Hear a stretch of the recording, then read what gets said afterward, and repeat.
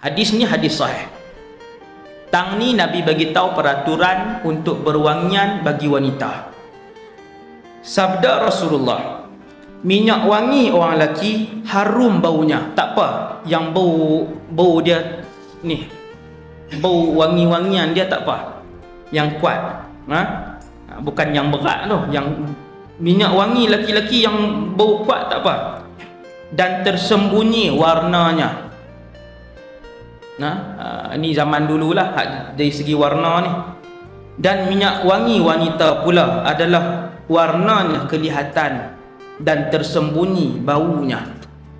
Zaman hari ni minyak wangi dia tak ada warna dah. Memangnya minyak wangi itu warna, tapi bila sembok dia tak lekat dah warna. Zaman dulu dia ada warna. Nabi pesan kalau orang laki-laki minyak wangi itu bau dia wangi betul, tak apa. Tapi orang perempuan pula minyak wangi dia pastikan bau dia ringan je.